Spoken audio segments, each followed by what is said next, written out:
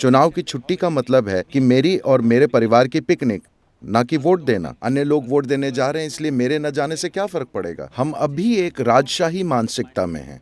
हमें लगता है कि चुना गया व्यक्ति राजा या सम्राट है।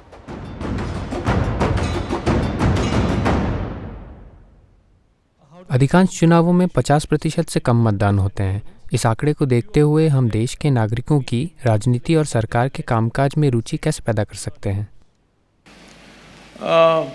देखिए, बात राजनीति की नहीं है।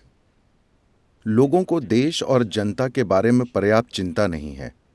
बहुत से लोग इस बारे में चिंता नहीं करते। हम अब तक उसी मानसिकता में हैं। हमारे परिवार से हमारा जुड़ाव, हमारी परिवार और समुदाय के आधार पर बनाई गई पहचान इतनी मजबूत है कि अगर मैं और मेरा परिवार ठीक है तो मुझे देश की कोई परवाह नहीं है। चुनाव की छुट्टी का मतलब है कि मेरी और मेरे परिवार की पिकनिक, ना कि वोट देना। कतार में कौन खड़ा होगा? हम पिकनिक या सिनेमा जाएंगे? हम कुछ और करेंगे? क्योंकि परिवार के आधार पर बनी पहचान राष्ट्रीय पहचान से बहुत बड़ी है। और इसलिए वो सोचते हैं, अरे दूसरे लोग वोट देंगे। उनकी सोच यही है, अन्य लोग वोट देने जा रहे हैं, इसलिए मेरे न जाने से क्या फर्क पड़ेगा।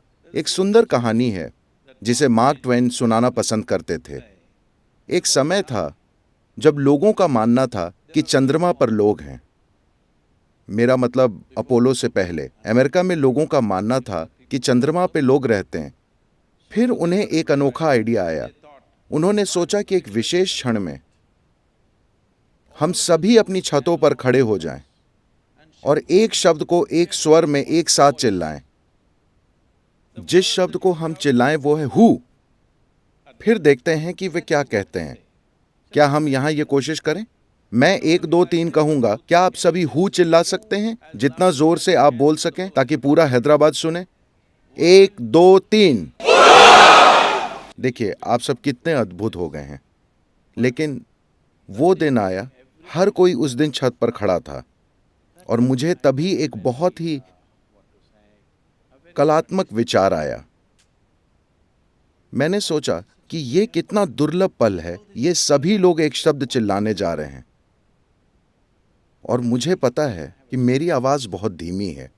क्या होगा अगर मैं ना बोलूं?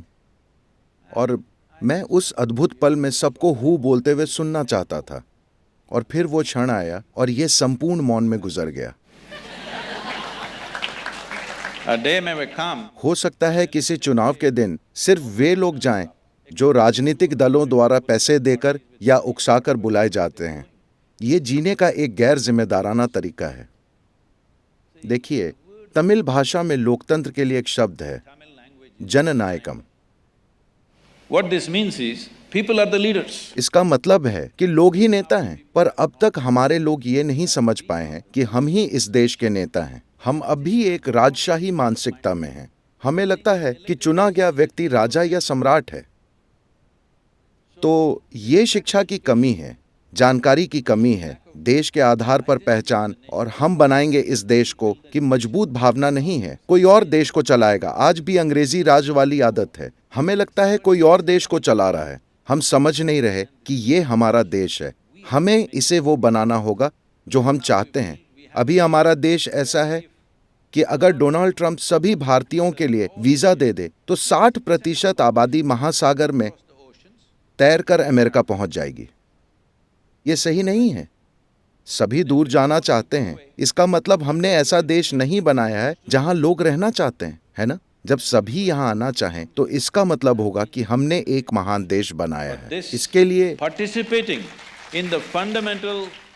बुनियादी लोकतांत्रिक प्रक्रिया में भाग लेना सभी के लिए जरूरी है। पर अगर आप इसे आदेश देकर जरूरी कर देते हैं तो ये बदसूरत हो जाता है। इसलिए मैं कह रहा हूं कि हम ऐसी सरल चीजों पर भी बहस कर रहे हैं। हम एक देश को वोट देने के लिए भी एकजुट नहीं कर पा रहे हैं। वो भी तब जब देश संकट में हो, जब 50% लोग ठीक से खा नहीं रहे हो। तो ये मेरे लिए संकट है। ये मेरे लिए सामान्य नहीं है। ये एक संकट है। जब ऐसा संकट हो तो मुझे वोट देना चाहिए या नहीं? अच्छा, यदि हम कहें मुझे कोई भी पसंद नहीं है, ये बहुत तार्किक लगता है।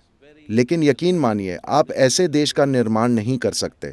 आपको चुनना ही होगा। आपके सामने जो भी खराब विकल्प हो, उन्हीं में से आपको थोड़ा कम खराब विकल्प चुनना होगा।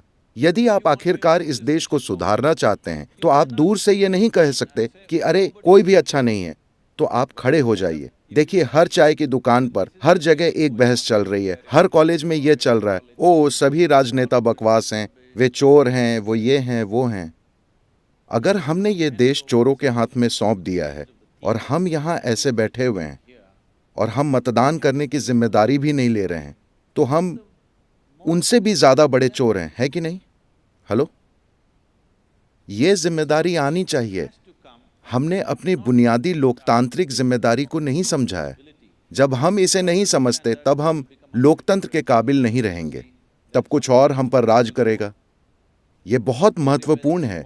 केवल मतदान ही नहीं, ऐसे और भी तरीके हैं जिनके माध्यम से आप लोकतांत्रिक प्रक्रिया में भाग ले सकते हैं। ये बहुत महत्वपूर्ण है कि छात्र भाग लें, लेकिन सड़कों पर विरोध प्रदर्शन या बसें जलाकर नहीं, बल्कि लोकतंत्र के तरीकों में भाग लें। आप सभी कानून के छात्र हैं। आपको अपने जीवन का कुछ हिस्सा देश और युवाओं को शिक्षित करने में लगाना चाहिए कि वे कौन से तरीके हैं जिनसे वे लोकतांत्रिक प्रक्रिया में भाग ले सकते हैं। ये इस देश के निर्माण के लिए बहुत बहुत महत्वपूर्ण है।